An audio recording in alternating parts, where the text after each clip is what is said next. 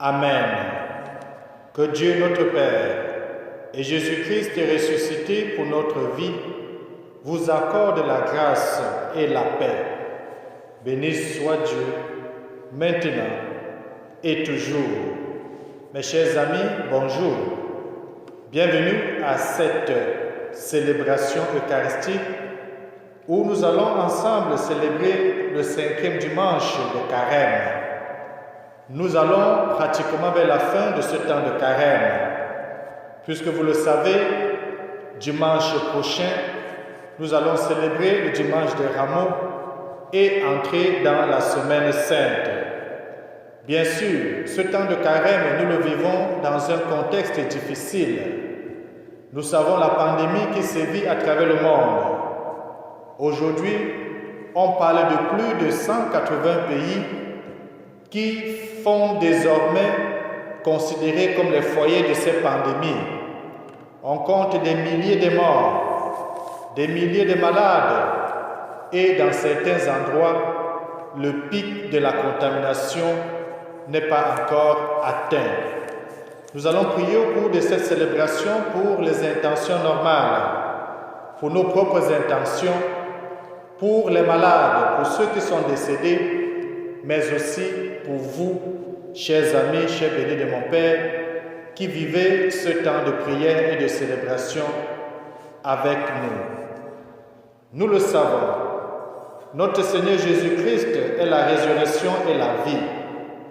Il fait renaître l'espérance, là où la souffrance et la mort semblent avoir eu le dernier mot. Avec cette assurance, confions-nous au Seigneur, lui qui peut tout, dans son infinie miséricorde.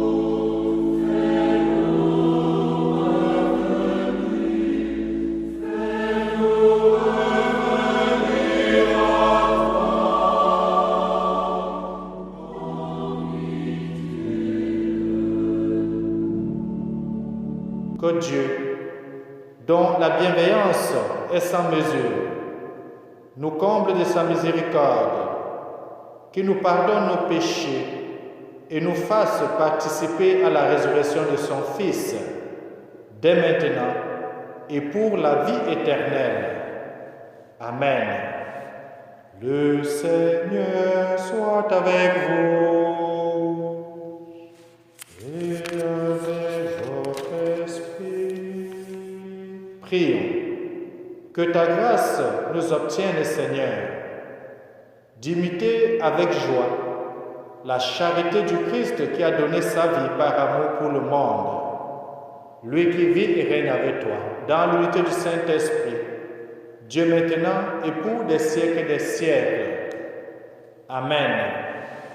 Mes chers amis, écoutons la première lecture qui est tirée du livre du prophète Ézéchiel au chapitre 37, les versets 12 à 14. Écoutons. Première lecture. Lecture du prophète Ézéchiel. Ainsi parle le Seigneur Dieu.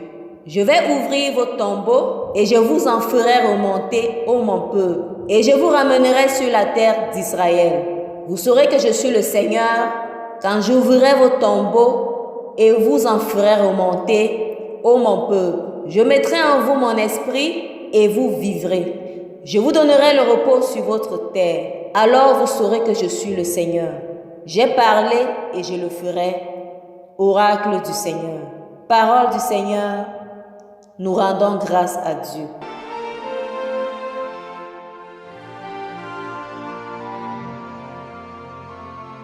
Auprès du Seigneur est la grâce, la pleine délivrance. Des profondeurs je crie vers toi, Seigneur. Seigneur, écoute mon appel. Que ton oreille se fasse attentive au cri de ma prière. Auprès du Seigneur est la grâce, la pleine délivrance. Si tu retiens les fautes, Seigneur, Seigneur, qui subsistera? Mais près de toi se trouve le pardon, pour que l'homme te craigne. Auprès du Seigneur est la grâce, la pleine délivrance. Écoutons à présent la deuxième lecture qui est tirée de la lettre de Saint Paul apôtre aux Romains, au chapitre 8, les versets 8 à 11. Écoutons. Lecture de la lettre de Saint Paul apôtre aux Romains. Frères, ceux qui sont sous l'emprise de la chair ne peuvent pas plaire à Dieu.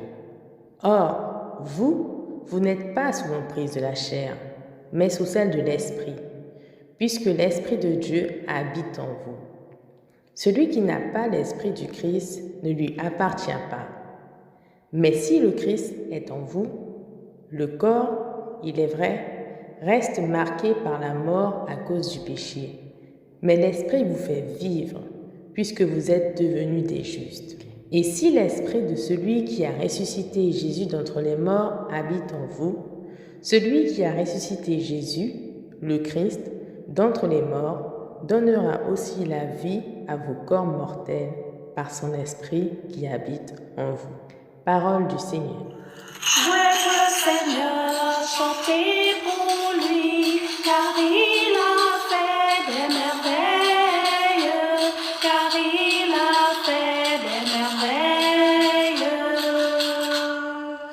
Moi je suis la résurrection et la vie, dit le Seigneur. Celui qui croit en moi ne mourra jamais. Jouez pour le Seigneur, chantez pour lui, car il a fait des merveilles, car il a fait des merveilles. Le Seigneur soit avec vous et avec votre esprit. Suite de l'Évangile de Jésus-Christ selon Saint Jean. Gloire à toi, Seigneur. Nous allons prendre une fois de plus la lecture brève En ce temps-là, Marie et Marthe, les deux sœurs de Lazare, envoyèrent dire à Jésus, « Seigneur, celui que tu aimes est malade. » En apprenant cela, Jésus dit, « Cette maladie ne conduit pas à la mort. Elle est pour la gloire de Dieu, afin que par elle, le Fils de Dieu soit glorifié. » Jésus aimait Marthe et sa sœur, ainsi que Lazare. Quand il apprit que celui-ci était malade, il demeura 2 jours encore à l'endroit où il se trouvait. Puis après cela, il dit aux disciples, « Revenons en Judée. » À son arrivée, Jésus trouva Lazare au tombeau depuis 4 jours déjà. Lorsque Marthe apprit l'arrivée de Jésus, elle partit à sa rencontre, tandis que Marie restait assise à la maison. Marthe dit à Jésus, « Seigneur, si tu avais été ici, mon frère ne serait pas mort. Mais maintenant encore je le sais, tout ce que tu demanderas à Dieu, Dieu te l'accordera. » Jésus lui dit, « Ton frère ressuscitera. » Marthe reprit, « Je sais qu'il ressuscitera à la résurrection au dernier jour. » Jésus lui dit, « Moi, je suis la résurrection et la vie. Celui qui croit en moi, même s'il meurt, vivra. Quiconque vit et croit en moi ne mourra jamais. Crois-tu cela? » Elle répondit, « Oui, Seigneur, je le crois. Tu es le Christ, le Fils de Dieu. Tu es celui qui vient dans le monde. » Jésus, en son esprit, fut saisi d'émotion. Il fut bouleversé et il demanda, « Où l'avez-vous déposé ?» Il lui répondit, « Seigneur, viens et vois. » Alors Jésus se mit à pleurer. Les Juifs disaient, « Voyez comme il aimait. » Mais certains d'entre eux dirent, « Lui qui a ouvert les yeux de l'aveugle, ne pouvait-il pas empêcher Lazare de mourir ?» Jésus reprit par l'émotion, arriva au tombeau. C'était une grotte fermée par une pierre. Jésus dit, « Enlevez la pierre. » Marthe et la sœur du défunt lui dit, « Seigneur, il sent déjà. C'est le 4e jour qu'il est là. » Alors Jésus dit à Marthe, « Ne t'ai-je pas dit, si tu crois, tu verras la gloire de Dieu. » On enleva donc la pierre. Alors Jésus leva les yeux au ciel et dit, « Père, je te rends grâce, parce que tu m'as exaucé. Je le sais bien, moi, que tu m'exauces toujours.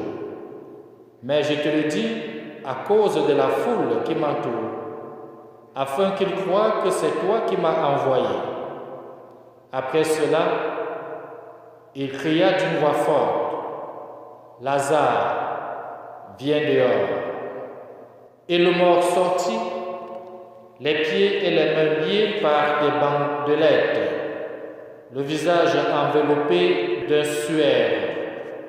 Jésus leur dit, « Délivrez-le et laissez-le aller. » Beaucoup de Juifs qui étaient venus auprès de Marie et avaient donc vu ce que Jésus avait fait, crurent en lui.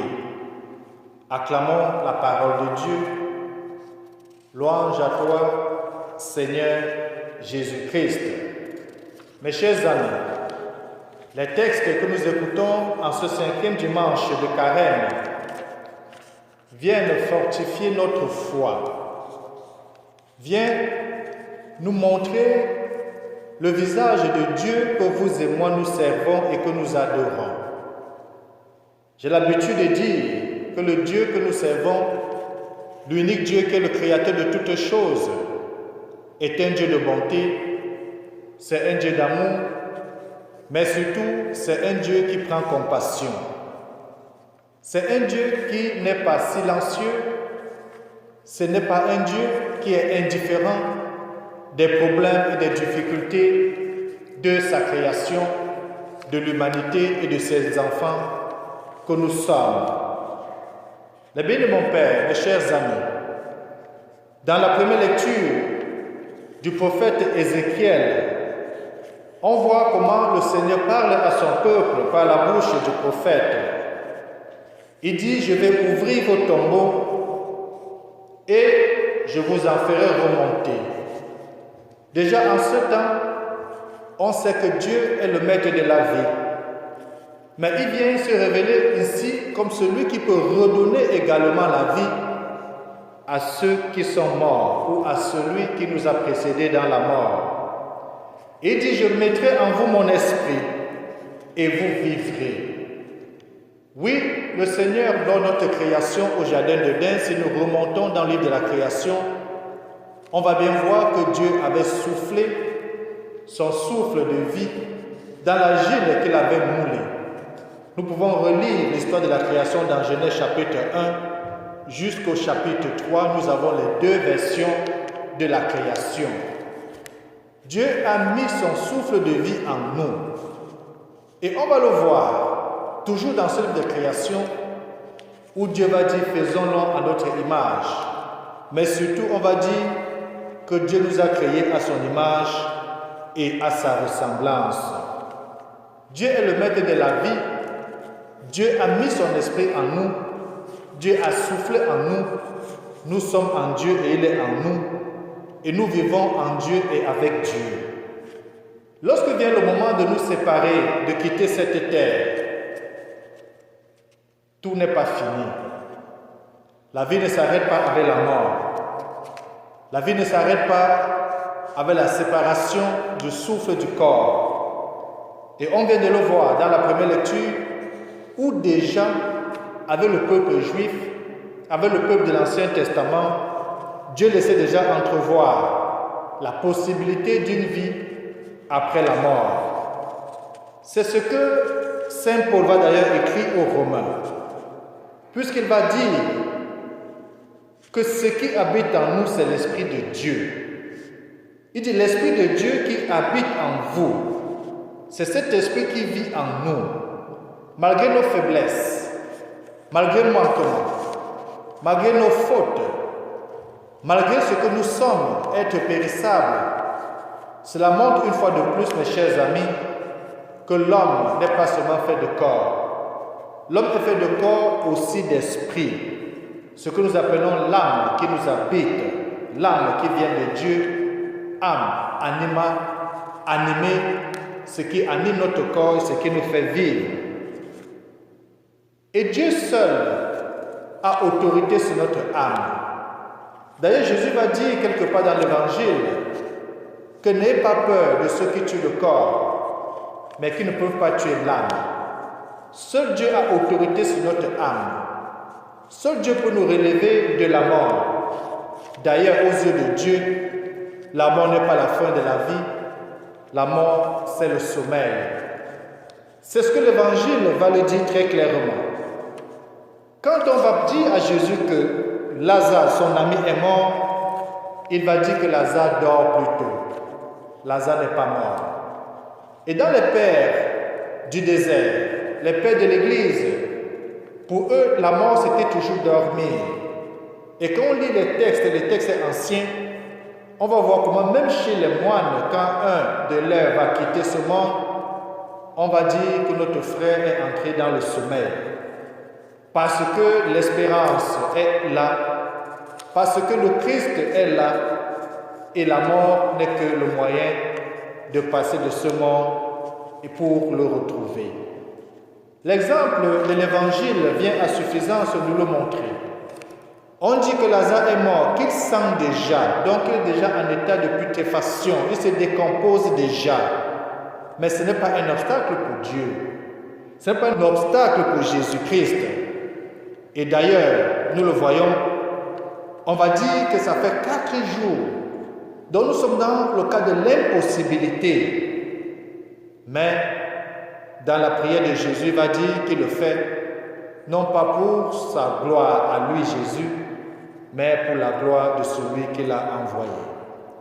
Mes chers amis, nous pensons que la situation que nous vivons aussi, à travers les textes que nous venons d'écouter, doivent nous recentrer sur l'essentiel de notre vie, doivent nous ramener au cœur de notre foi.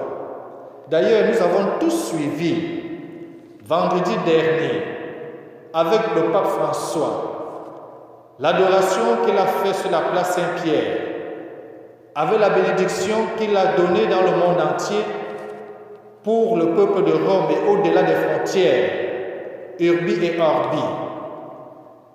Dans sa prédication, il revenait sur un mot essentiel, la foi. Est-ce que nous avons foi en Dieu? Est-ce que nous croyons fermement en Dieu? Est-ce que nous avons une ferme confiance en Dieu? Si nous avons confiance en Dieu, nous pouvons et nous devons aussi avoir confiance au Fils.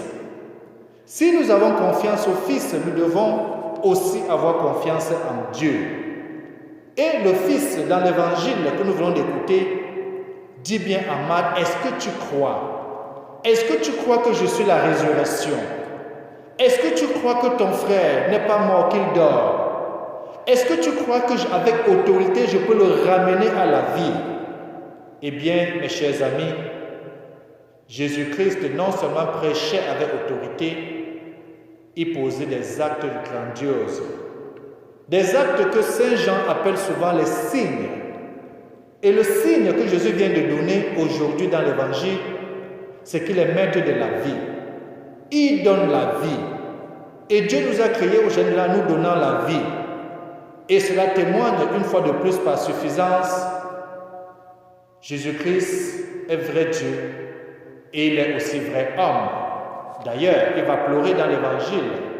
D'ailleurs, il sera pris de compassion. Il est vrai Dieu et il est vrai homme. Il va le dire tout le temps. Nous allons le voir dans les jours qui viennent. Celui qui m'a vu a vu le Père. Le Père et moi, nous sommes un. Aujourd'hui, mes chers amis, tournons nos cœurs et nos sens vers Jésus qui est venu nous montrer le Père. Il dit, je suis la résurrection, je suis la vie. Si nous attachons à Jésus-Christ, si nous avons confiance à Jésus-Christ, il peut poser dans notre vie des actes insoupçonnés, des actes de miracles qui peuvent nous surprendre. Oui, notre Dieu est là pour nous accueillir, pas pour nous juger, pour nous accompagner, pas pour nous rejeter, pour nous combler de son amour et de sa tendresse, que ce soit en temps de joie ou en temps de difficulté que le monde traverse depuis un bout de temps. Je ne vais pas revenir sur tout ce que le pape nous a dit. Encore, il mettait au cœur de son enseignement la foi, l'espérance, mais surtout la confiance totale en Jésus-Christ. Plus que jamais, tournons-nous vers Jésus. Prions, mes chers amis. Ayons confiance en Dieu. Abandonnons-nous entre ses mains. Il est le maître de la vie, il est le maître de toutes choses. Et au cours de cette célébration, nous allons prier pour que nous puissions être capables de nous abandonner entièrement en lui et que l'esprit que nous avons reçu chacun et chacun le jour de notre baptême nous ramène de plus en plus en communion et nous incorpore en Jésus le vivant.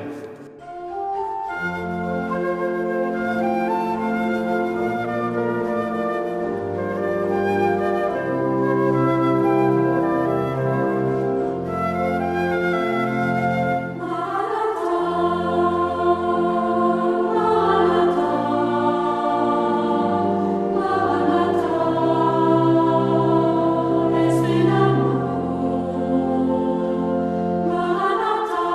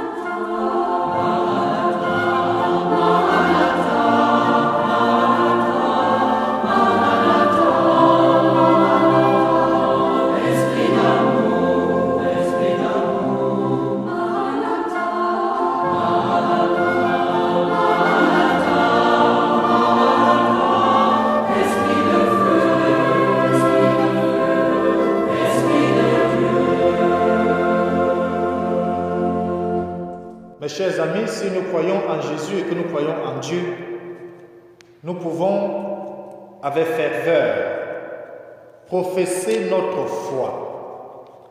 Je crois en Dieu le Père Tout-Puissant, Créateur du ciel et de la terre, et en Jésus-Christ, son Fils unique, notre Seigneur, qui a été conçu du Saint-Esprit, est né de la Vierge Marie, a souffert sous Ponce Pilate, a été crucifié, est mort et a été enseveli, est descendu aux enfers, le troisième jour est ressuscité des morts, est monté aux cieux, est assis à la droite de Dieu le Père Tout-Puissant, d'où il viendra juger les vivants et les morts. Je crois à l'Esprit Saint, à la Sainte Église catholique, à la communion des saints, à la rémission des péchés, à la résurrection de la chair, à la vie éternelle. Amen. Mes chers amis, c'est le moment d'élever ensemble nos prières, puisque le Seigneur nous redit aujourd'hui: je mettrai en vous mon esprit et vous vivrez. Je vous donnerai le repos sur votre terre.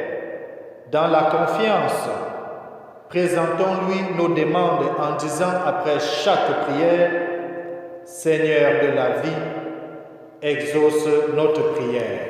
Pour les responsables de la société civile qui doivent assurer l'accessibilité aux services sociaux et aux soins médicaux, ensemble disons: Seigneur de la vie, exauce notre prière. Pour les membres d'organismes humanitaires qui secourent les victimes de catastrophes partout dans le monde et affrontent parfois de graves dangers, ensemble disons: Seigneur de la vie, exauce notre prière. Pour les catéchumènes, leurs accompagnateurs et accompagnatrices, invités à découvrir que la résurrection du Christ est déjà à l'œuvre en ce monde et dans leur vie, ensemble disons: Seigneur de la vie, exauce notre prière. Pour les mourants, pour tous ceux et celles qui souffrent de maladies incurables, pour les proches qui demeurent fidèlement à leur côté, ensemble disons: Seigneur de la vie, exauce notre prière.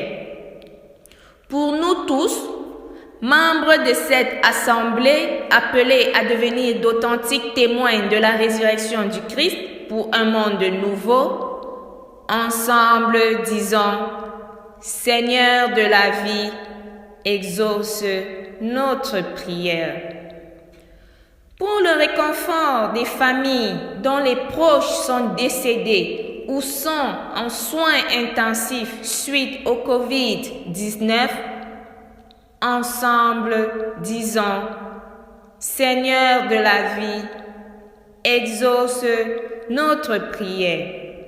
Pour tout le monde entier qui vit dans une grande crainte quotidienne à cause de cette pandémie, ensemble disons: Seigneur de la vie, exauce notre prière. Prions.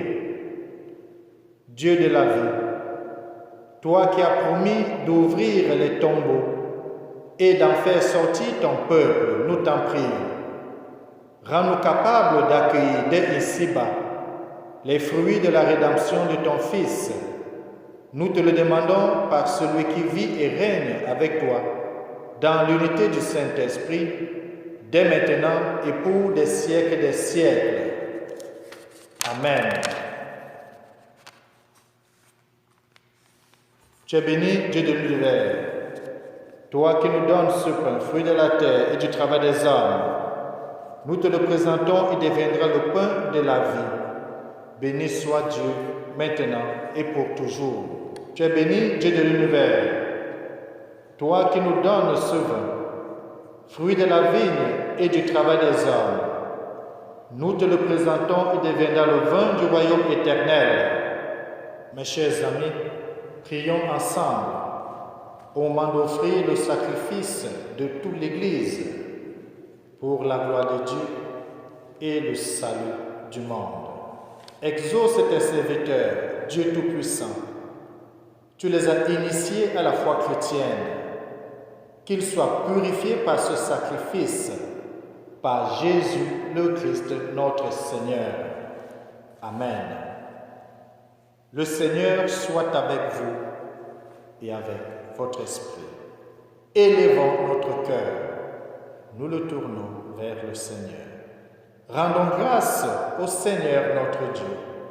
Cela est juste et bon. Vraiment, il est juste et bon de te rendre gloire, de t'offrir notre action de grâce toujours et en tout lieu. À toi, Père très saint, Dieu éternel et tout-puissant, par le Christ notre Seigneur. Il est cet homme plein d'humanité qui a pleuré sur son ami Lazare. Il est Dieu, le Dieu éternel, qui fit sortir le mort de son tombeau. Ainsi, dans sa tendresse pour tous les hommes, il nous conduit par le mystère de sa Pâque jusqu'à la vie nouvelle. C'est par lui que les anges assemblés devant toi adorent ta sainteté, laissant donc nos voix se joindre à leur louange pour proclamer.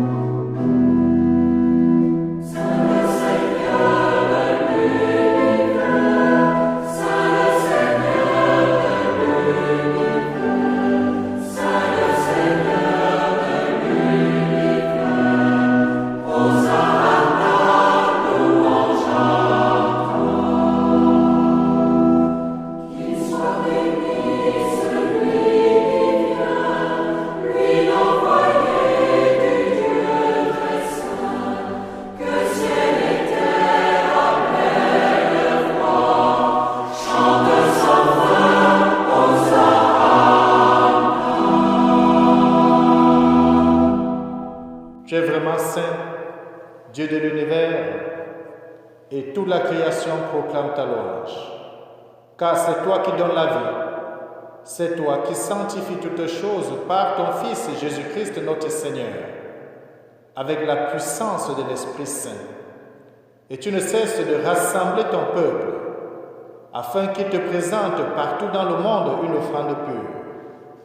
C'est pourquoi nous te supplions de consacrer toi-même les offrandes que nous t'apportons.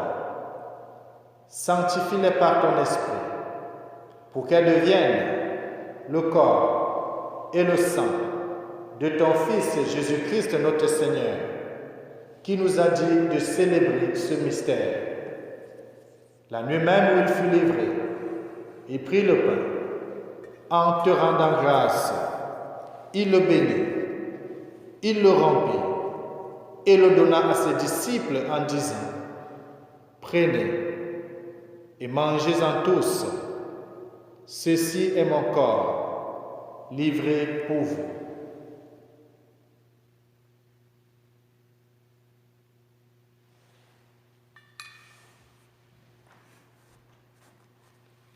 De même, à la fin du repas, il prit la coupe. En te rendant grâce, il la bénit.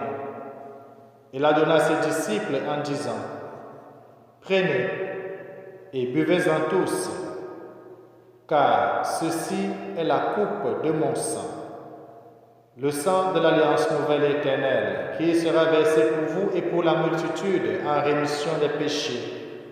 Vous ferez cela en mémoire de moi.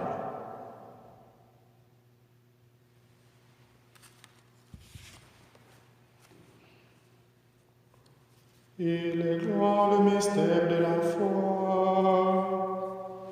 Nous proclamons ta mort, Seigneur Jésus. Nous célébrons ta résurrection. Nous attendons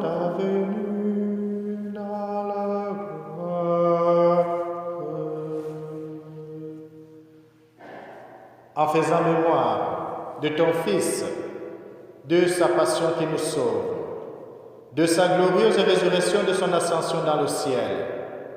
Alors que nous attendons son dernier avènement, nous présentons cette offrande vivante et sainte pour te rendre grâce. Regarde, Seigneur, le sacrifice de ton Église et daigne reconnaître celui de ton Fils qui nous a rétablis dans ton alliance, car nous serons nourris de son corps et de son sang et remplis de l'Esprit Saint. Accorde-nous d'être un seul corps et un seul esprit dans le Christ. Que l'Esprit Saint fasse de nous une éternelle offrande à ta gloire, pour que nous obtenions un jour les biens du monde à venir, auprès de la Vierge Marie, la bienheureuse Mère de Dieu, avec Saint Joseph, son chaste époux, avec les apôtres, les martyrs, les saints de tous les temps, qui ne cessent d'intercéder pour nous. Et maintenant, nous te supplions, Seigneur, par le sacrifice qui nous réconcilie avec toi, étends au monde entier le salut et la paix. Affermis la foi et la charité de ton Église au long de son chemin sur la terre. Veille sur ton serviteur, le pape François, et notre évêque Christian, l'ensemble des évêques, les prêtres, les diacres et tout le peuple des rachetés. Écoute les prières de ta famille assemblée devant toi et ramène à toi, Père très aimant, tous tes enfants dispersés. Pour nos frères défunts, pour les hommes qui ont quitté ce monde et dont tu connais la droiture, nous te prions pour l'intention de ce jour. Nous te prions aussi pour tous nos frères décédés étant contaminés par le coronavirus.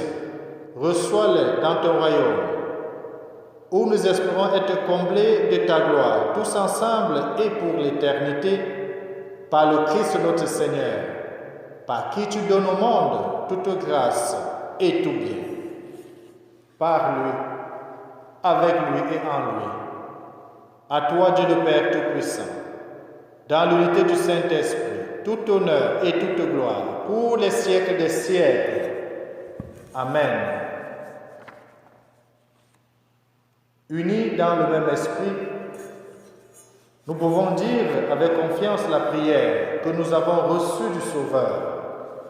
Notre Père qui es aux cieux, que ton nom soit sanctifié, que ton règne vienne, que ta volonté soit faite sur la terre comme au ciel. Donne-nous aujourd'hui notre pain de ce jour. Pardonne-nous nos offenses, comme nous pardonnons aussi à ceux qui nous ont offensés. Et ne nous laisse pas entrer à la tentation, mais délivre-nous du mal. Délivre-nous de tout mal, Seigneur, et donne la paix à notre temps. Par ta miséricorde, libère-nous du péché.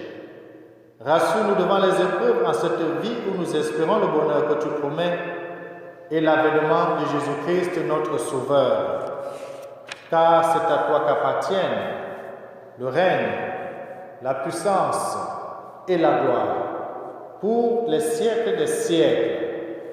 Seigneur Jésus-Christ, tu as dit à tes apôtres, je vous laisse la paix, je vous donne ma paix. Ne regarde pas nos péchés, mais la foi de ton Église. Pour que ta volonté s'accomplisse, donne-lui toujours cette paix.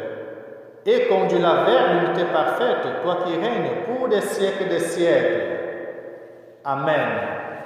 Mes chers amis, en ce temps de turbulation, en ce temps d'inquiétude, en ce temps où le monde est affolé, que la paix du Seigneur soit toujours avec vous. Nous pouvons garder quelques moments de silence pour accueillir la paix du Seigneur dans notre cœur. Pensez du bien, pensez à ceux qui souffrent en ce moment alité.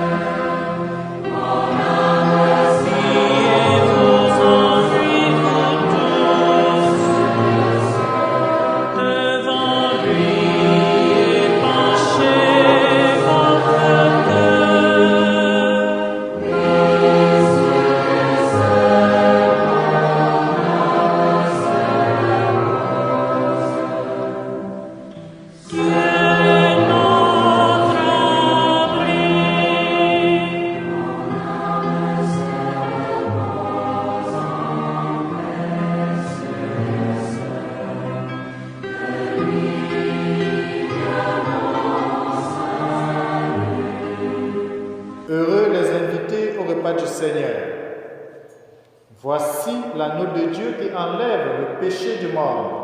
Que le corps du Christ me garde pour la vie éternelle. Que le sang du Christ me garde pour la vie éternelle.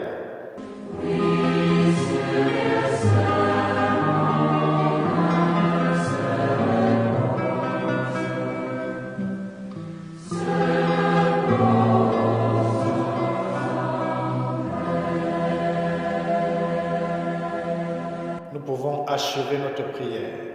Accorde-nous, Dieu Tout-Puissant, d'être toujours comptés parmi les membres du Christ, nous qui communions à son corps et à son sang, lui qui vit et règne avec toi, Dieu pour des siècles et des siècles. Amen. Mes chers amis, continuons à demeurer dans la prière, à méditer chaque jour, à partager les méditations. Continuons à être vigilants, à prendre soin de nous-mêmes, à nous préserver et protéger, et de protéger aussi ceux qui sont autour de nous, en respectant les consignes les plus simples que nous savons, les consignes d'hygiène. D'abord, l'isolement si on a des symptômes, le confinement pour ne pas être contaminé, de tousser dans le coude, de laver régulièrement les mains, et bien d'autres que vous savez. Mais surtout de continuer à nous confier au Seigneur, à nous abandonner entre ses mains. Que ta bénédiction, Seigneur, descende en abondance sur ton peuple qui a célébré la mort de ton Fils dans l'espérance de sa propre résurrection. Accorde-lui pardon et réconfort. Augmente sa foi, assure son éternelle rédemption. Et que Dieu Tout-Puissant vous bénisse, lui qui est Père, Fils et Saint-Esprit. Amen. Allons et demeurons dans la paix du Christ. Nous rendons grâce.